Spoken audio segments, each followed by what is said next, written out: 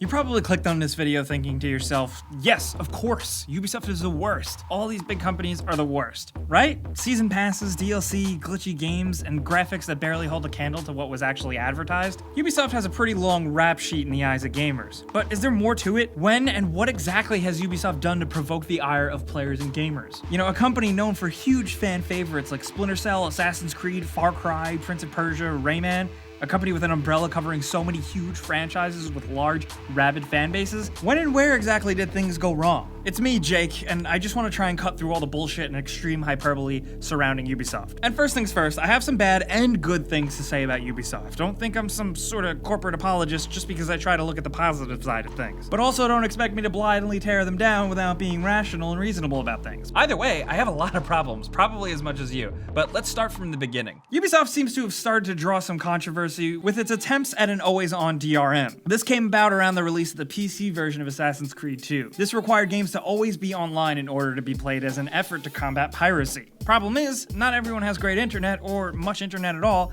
and this is quickly where Ubisoft and the public, and even the games press, started to kind of butt heads. By 2012, Ubisoft said they were done with the always online practice, but then again, by the time The Crew released in 2014, always online was back on the table with stuff like The Division and more recently, For Honor. You know, look, anti-piracy is one thing, but when it affects the use and enjoyment of the paying customer, that's a big issue.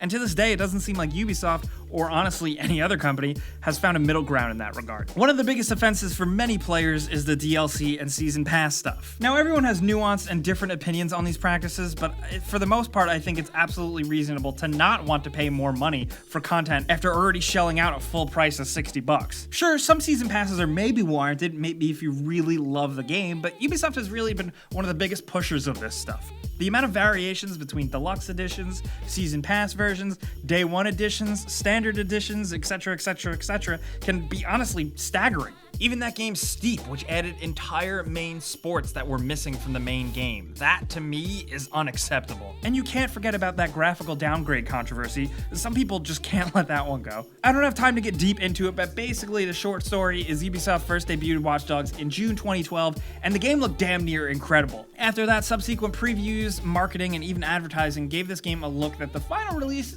didn't quite achieve. I think it's more of a lesson in managing hype and expectations than criminal false advertising, but many agree to disagree, and honestly, to this day, every time a new Ubisoft game is announced, people are already immediately skeptical of how the game looks. But that's for absolutely good reason. You should be paying as much attention to all this stuff and the marketing as you absolutely can. Now, one other thing, for me personally, and I think it's the case and it's the biggest straw for a lot of players, is series fatigue, often open world gameplay fatigue. From Assassin's Creed to Far Cry, the last few years has seen Ubisoft pumping out yearly sequels of games chock full of well-designed worlds filled with monotonous to-do lists. The completionist gamer may revel in these things, but others have clearly gotten tired of the same old formula. Oh boy, another open world map chock full of secret enemy bases to take over, more roofs to climb on top and collect things for. And again, some gamers just love more stuff. But for others, that stagnation in innovation and creativity here, that's really the biggest offense. And now, I can't say Ubisoft is the only ones guilty of this, but they definitely pioneered that stuff. Thankfully though, maybe Ubisoft is listening a little bit. They took a year off mainline Assassin's Creed games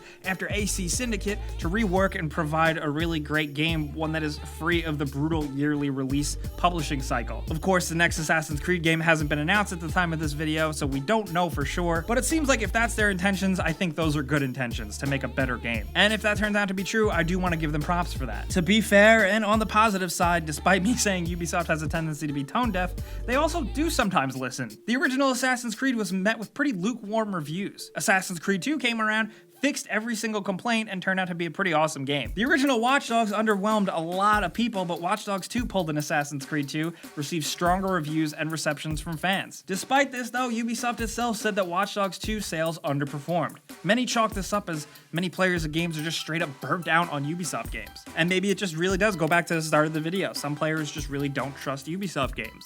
With all the stuff I listed, can you totally blame some people? On the bright side, stuff like Rainbow Six Siege has grown into a pretty amazing community effort after a soft start. There's huge Twitch communities around this game now, and competitive and esports gaming is becoming a thing with Rainbow Six. Ubisoft is actually supporting the game with more operators and fixes all the time. Honestly, seeing Rainbow Six Siege grow into a big thing, I couldn't believe it. They also should get some props because they go admirably experimental with efforts in VR titles, and sometimes some cool indie stuff like more recently Grow Home and the sequel, as well as Valiant Hearts. Ghost Recon Wildlands has been in the top charts too. Even though it had a mixed response, it must have done something right if it found an audience. But there's always going to be that fan base, like myself in particular, who grew up with the original Ghost Recon games, who feel kind of lost with this one. Where is the middle ground? Can publishers really find a middle ground between new and old fans? That's a whole nother conversation. It is safe to say though, whether you like it or not, Ubisoft isn't going anywhere. They crank out enough licensed games to really keep that cash flowing. Those freaking Just Dance games will not die. There's also that other factor in terms of sales and predictability and stuff that's just hard for a lot of us to predict. That's that non-internet,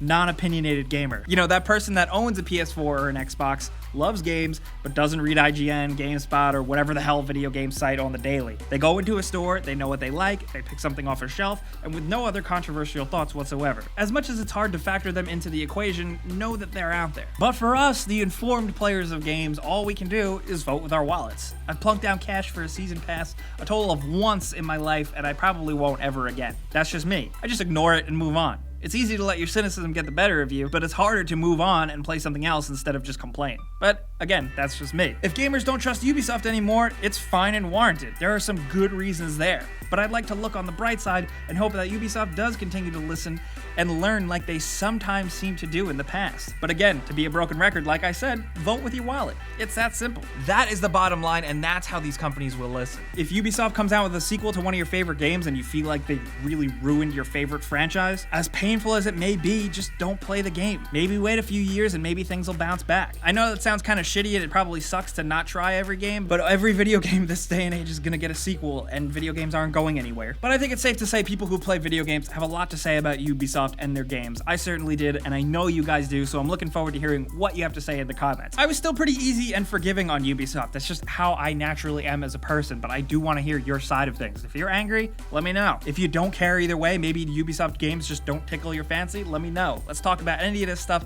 down in the comments. I'll also be on Twitter, Facebook, and Instagram at Jake Baldino as well if you want to talk about it over there. But you guys know the deal. Thank you so much for watching. Clicking the like button helps us out a ton, but if you're new, subscribing is a really good idea because we put out videos every single day. But as always, thanks for watching, and we'll see you guys next time.